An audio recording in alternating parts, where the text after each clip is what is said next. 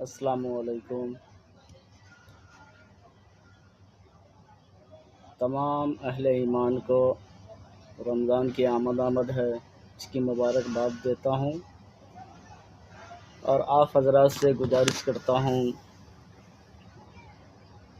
کہ رمضان کے روزے کے ساتھ ساتھ آپ تراویح بھی پڑھیں، اس کا بھی اہتمام کریں، خاص کر کے وہ 10 دن اور 8 دن والے میں نہ جائیں۔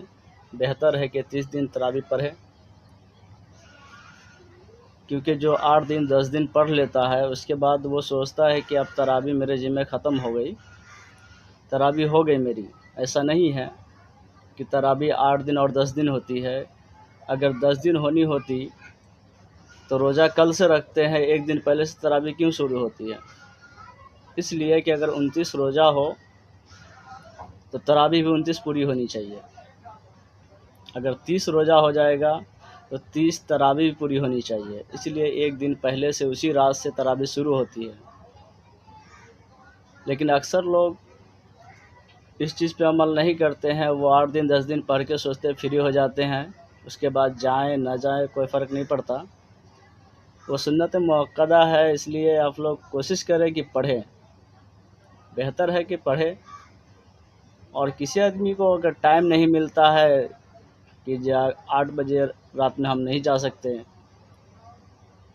تو اگر جس کو 10 سورہ آتی ہے وہ اکیلا بھی پڑھ سکتا ہے۔ اگر جس کو 4 ہی سورہ یاد ہے وہ بھی پڑھ سکتا ہے کہ رات میں اگر اکیلے میں پڑھے، 2 رکعت کر کے نیت باندھے سنت مؤکدہ کی، اور سورہ تراویح جس طرح لاسٹ میں ادا ہوتی ہے اسی طریقے سے آپ پڑھیں، لیکن چھوڑے نہیں، اس کی بہت فضیلت ہے۔ آپ لوگوں نے سنا ہوگا کہ 70 درجہ رمضان میں نیکیاں بڑھ جاتی ہے، اسی وجہ سے اتنی گردی بھی ہوتی ہے کہ 70 گنا آدمی حاصل کرنے آتا ہے اور باقی 11 مہینے سب غائب ہو جاتا ہے۔ تو آپ حضرات سے گزارش کروں گا کہ وہ ایک مہینے کے لیے نہ آئے تو سال کے 12 مہینے زیادہ اچھا رہے گا، کہ زندگی تو کبھی نہ کبھی ختم ہونی ہے۔ بہتر ہے بے نمازی سے اچھا نمازی بن کے مرے، کیونکہ گناہ تو اتنے ہیں کوئی گن نہیں سکتا ہے، خود کے گناہ نہیں گن پائے گا، دوسروں کا تو چھوڑ دیجیے۔ لیکن انسان کی عادت ہے اور فطرت ہے کہ دوسرے کے گناہ کو دیکھتا ہے، اپنے گناہ کو نہیں دیکھتا ہے۔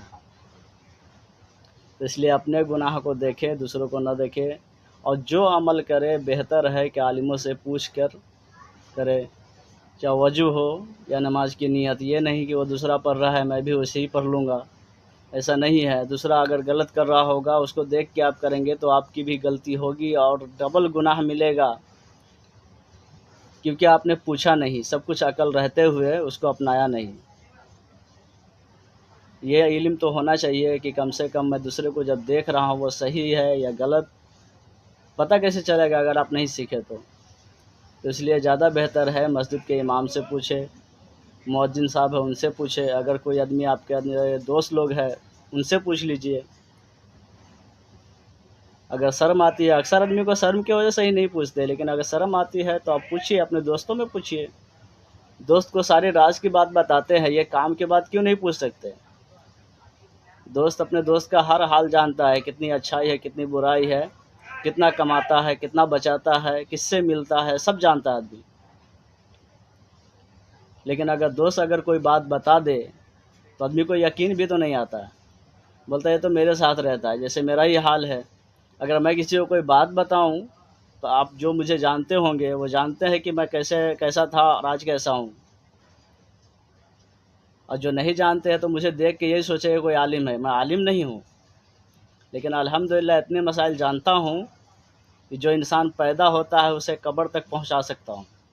جتنی ضرورت اس بیچ کی ہے، الحمدللہ آج مجھے اندر وہ علم ہے کہ بچے کے نام رکھنے سے لے کر کے دفنانے تک کا علم اللہ نے مجھے دیا ہے، آپ نے محبوب بندوں کے ذریعے دیا ہے۔